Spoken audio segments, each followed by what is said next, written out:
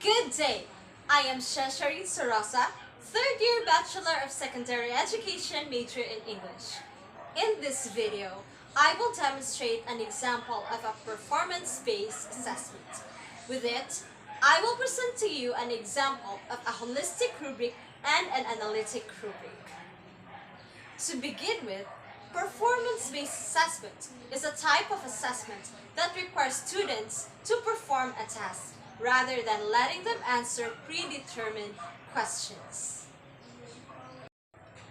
For your performance-based assessments, here are the instructions. First, memorize or familiarize the written speech that you had with your product-based assessment. Second, deliver a speech not less than 3 minutes but not more than 4 minutes. Of course, your performance will be graded using the following holistic rubric and analytic rubric. Herewith is the analytic rubric for the rhetorical speech activity. The criteria would include explanation of ideas and information, organization, eyes and body, and voice. The lowest rating that would be given is 1 and the highest rating is 5.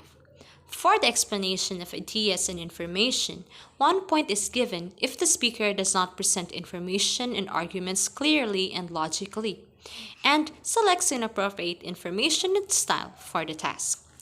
3 points is given if the speaker presents information and arguments in a way that is not always clear and logical, and attempts to select appropriate information and style, but does not fully succeed.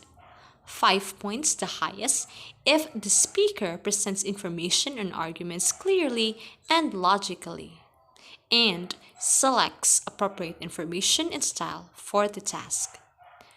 For the organization, 1 point if the speaker does not meet requirements of what should be included in the presentation. The presentation does not have an introduction and/or conclusion. 3 points if the speaker meets most of the requirements of what should be included in the presentation. The presentation has an introduction and conclusion but are not clear and interesting. 5 points if the speaker meets requirements for what should be included in the presentation. The presentation has a clear and interesting introduction and conclusion. For the eyes and body, 1 point is given if the speaker does not practice eye contacts, read notes, lacks good posture, shows little to no self-confidence, and wears clothing inappropriate for the occasion. 3 points is given if the speaker makes infrequent eye contact, read notes most of the time, shows some poise and confidence, and attempts to wear clothing appropriate for the occasion. 5 points if the speaker keeps eye contact, only glances at the notes, has good posture and shows poise and self-confidence, and wears clothing appropriate for the occasion. For the voice, 1 point is given if the speaker speaks too quickly or too slowly, speaks too soft to be audible, and frequently uses fillers. 3 points if the speaker speaks clearly most of the time, speaks loud enough to be audible, but may speak in monotone. 5 points, the highest, is given if the speaker speaks clearly, not too quickly or too slowly, speaks loud enough for everyone to hear, and rarely uses fillers, and adapts speech for the context or task. Herewith is the holistic rubric for the rhetorical speech activity. The lowest rating scale that would be given is 10 to 19 and the highest is 30 to 40. Of course, the performance will be graded according to the evaluative criteria as stated in the holistic rubric. 10 to 19 if the speaker does not present information and arguments clearly and logically, and selects inappropriate information and style for the task. The speaker does not meet requirements for what should be included in the presentation. The presentation does not have an introduction and/or conclusion.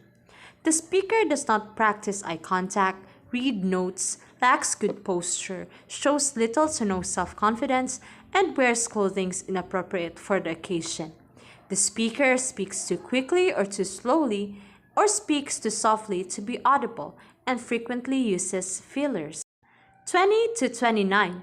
If the speaker presents information in arguments in a way that is not always clear and logical, and attempts to select appropriate information in style but does not fully succeed.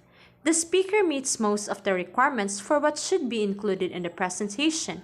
The presentation has an introduction and conclusion but are not clear and interesting. The speaker makes infrequent eye contact, reads notes most of the time, shows poise and confidence, and attempts to wear clothing appropriate for the occasion. The speaker speaks clearly most of the time, speaks loud enough to be audible, but may speak in monotone. 30 to 40. If the speaker presents information in arguments clearly and logically, and selects appropriate information and style for the task.